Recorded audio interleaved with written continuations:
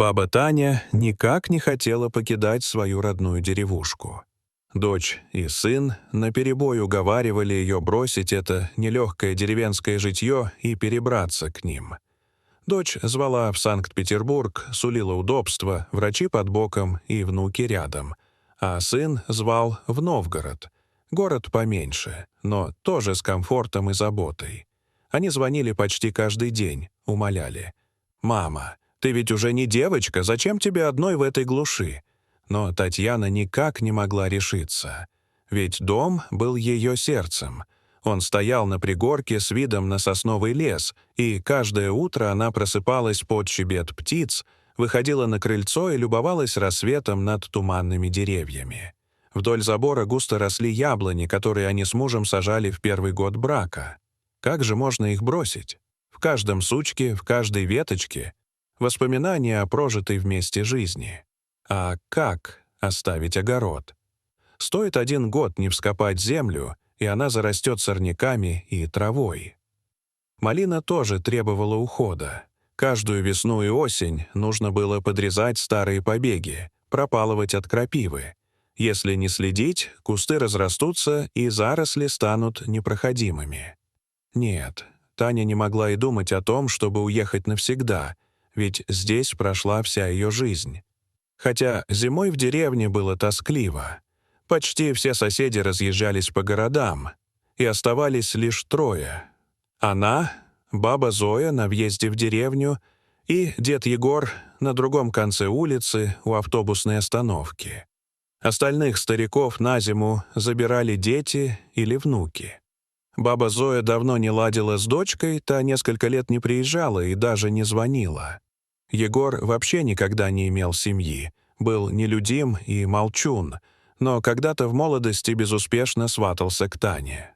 После смерти ее мужа Егор вновь попытался ухаживать, но она тогда не была готова и мягко, но твердо отказала. С осени Таня оставалась самой молодой в опустевшей деревне. Она понимала, если не будет ее, Зоя и Егор останутся без помощи. Зоя прошлую зиму совсем не вставала с постели, и Татьяне приходилось каждый день приходить к ней, топить печку, готовить еду, приносить лекарства. Но ведь у Тани тоже был свой дом, там нужно было и печь протапливать, и порядок поддерживать. С другой стороны, Зоя и Егор ей не родственники, а свои дети и внуки все чаще звались в гости. «Бабушка, мы скучаем». Раз утром Таня решила: «Схожу-ка в лес по грибы в последний раз в этом году, может и правда пора соглашаться на переезд». Лес был ее любимым местом с детства. Он шумел ей колыбельную, когда она была совсем крохой.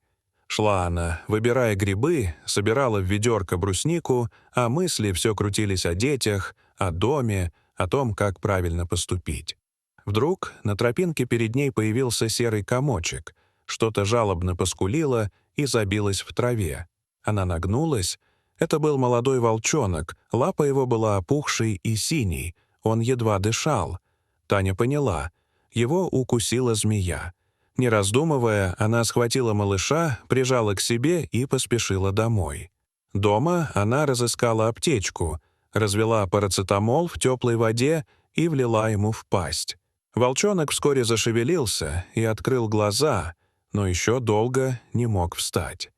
Таня назвала его Туманом, за серую шерстку и то, как он внезапно появился из осеннего лесного тумана. С этого момента ее жизнь полностью изменилась. Каждое утро начиналось с заботы о тумане. Она делала ему травяные примочки, заваривала настои брусничного листа для почек, осторожно массировала больную лапку. Туман быстро рос и становился сильнее. Он всюду бегал за бабой Таней, как щенок, даже в огороде помогал. Правда, воровал картошку и иногда разрывал грядки в игре. Но именно его появление вернуло Тане желание жить, подарило тепло и смысл. Она поняла, пока туман нуждается в ней, уезжать нельзя. Скоро началась зима.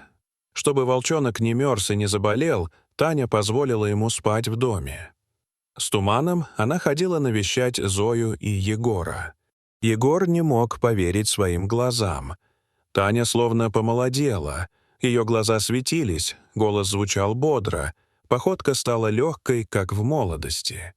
Он тоже достал с чердака старые лыжи и стал сопровождать Таню с Туманом на прогулках по зимнему лесу. Они вновь смеялись, катались, как когда-то в юности, и согревали друг друга горячим чаем из термоса. Весной и летом, когда в деревню вернулись дачники с детьми, Таня с Егором уводили Тумана подальше в лес, чтобы он не пугал людей. Но волк не стремился уйти в дикую стаю. Он всегда возвращался домой, к своей маме. Таня переживала, что с возрастом Туман уйдет, но он оставался с ней. Рос сильным, красивым, но ласковым и преданным.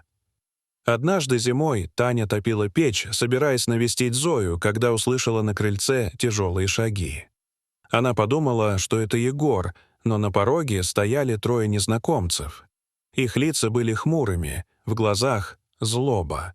Они угрожали ножом, требуя еду, деньги и ценности. Когда главарь приставил нож к лицу Тани, из-за двери молнией вылетел Туман. Он вцепился в руку с ножом, а потом стал гонять бандитов по комнате. Волк загнал их в угол и держал там, пока Таня звонила в полицию. Стражи порядка приехали быстро и не поверили своим глазам. Двух беглых заключенных и их сообщника задержал огромный волк. Полицейские шутили: «Вот бы нам такого в патруль, лучше любой овчарки». Когда Егор узнал о нападении, он бросился к Тане в слезах от страха за нее и счастья, что она цела. Он больше не стал откладывать. «Татьяна Сергеевна, выходи за меня замуж», — сказал он твердо, но с дрожью в голосе. «А Туман?» — спросила она. «Тумана я тоже приму как родного сына?» — рассмеялся Егор. Таня не видела больше причин отказывать давнему другу. К Новому году они сыграли свадьбу. На праздник приехали ее дети и внуки, которые, наконец, увидели бабушку счастливой и полной сил. А Зою, Таня, с Егором забрали к себе под опеку, чтобы и она не оставалась одна.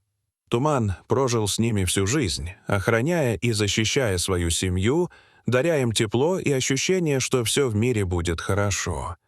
Дорогие зрители, что вы думаете об этой истории? Расскажите, пожалуйста, в комментариях.